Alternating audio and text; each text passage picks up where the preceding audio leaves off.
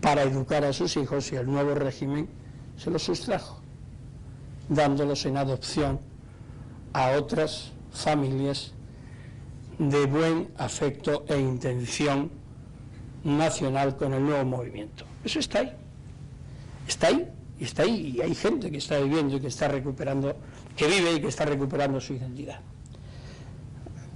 personalmente y con mucho esfuerzo.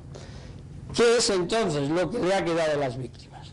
A las víctimas le ha quedado la posibilidad, faltaría más, de que pueden buscar a sus seres queridos. Eso es, al final de toda esta historia, la justicia española lo que ha venido a reconocer es lo que es un derecho humano, un derecho fundamental ya bastante tiempo antes existente.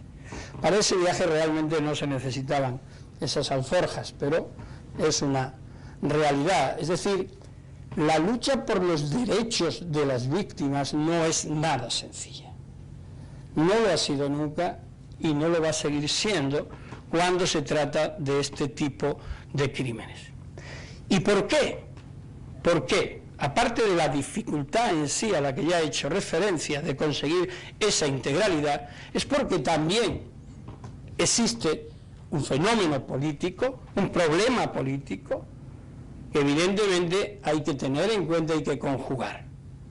Es decir, ¿cómo equilibramos en un momento determinado el derecho a la paz en un conflicto interno con el derecho a la justicia, a la reparación y a la verdad? Es el elemento que me faltaba por introducir. Es decir, ¿qué se entiende por una paz o por paz para un pueblo? ¿Es una paz suficiente? ¿Es una paz integral? ¿Es una paz justa? Como creo yo que debe de ser en particular. Es decir, ¿qué tipo de paz y qué se está dispuesto a dar a cambio de esa paz? Nuevamente, quienes van a sufrir son las víctimas, ningunos otros, porque los victimarios lo único que van a recibir son beneficios en relación a lo que la justicia ordinaria tendría que disponer para ellos. De una cadena perpetua, o de 40 años, o de 60 años de cárcel, van a recibir quizás 8 o incluso menos. Las víctimas no van a ser reintegradas en la vida si la han perdido, o en sus derechos si han sido torturados, o en su integridad sexual si ha habido violencia de género en sí misma o como instrumento y desarrollo de esos mismos crímenes y como elemento de imposición sobre una comunidad determinada, como se ha comprobado y se comprueba en forma sistemática cada vez más. Es decir, nuevamente, quien pone más y quien pierde más son las víctimas. Entonces, ¿hasta qué punto?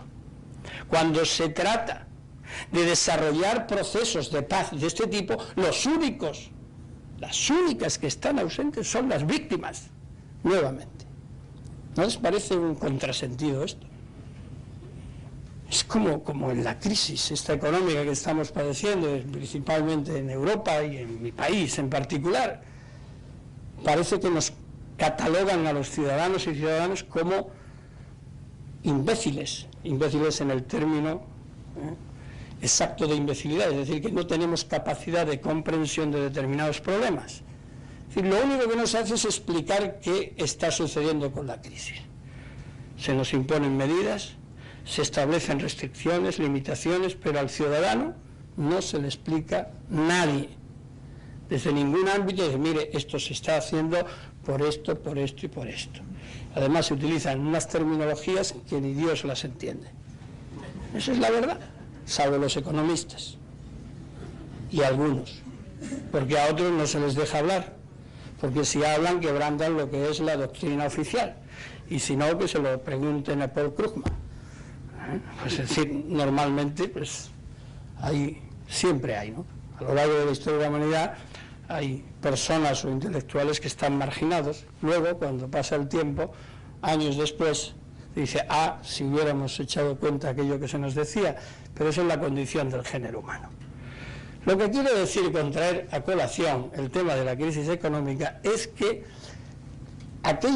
en aquellos momentos en los que mayor privación de derechos se produce, mayores carencias económicas, de vida, de cualesquiera derechos, los que siempre pagan son las víctimas, y a los que no se les consulta,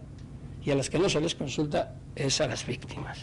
Entonces yo creo que, y con esto termino, el gran desafío de todos y cada uno de nosotros, los juristas en primer lugar, es entronizar definitivamente el derecho de las víctimas, y un derecho integral, un derecho no solo a recuperar el bien que te sustrajeron en un momento, sino a participar de ese proceso en el que esa definición se tiene que producir. Eso no significa otorgar a las víctimas el título de doctores en Derecho, que quede bien claro. Es decir, también se produce el fenómeno de que, como consecuencia de este tipo de hechos, las víctimas son, por algunos considerados, como fuente de referencia doctrinal.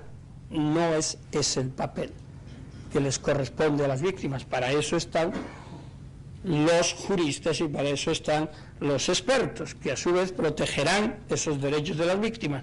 Pero, insisto, lo que no se puede hacer es prescindir absolutamente de la participación de las víctimas a la hora de definir sus derechos fundamentales a la verdad, a la justicia y a la reparación. Muchísimas gracias. ¡Bravo!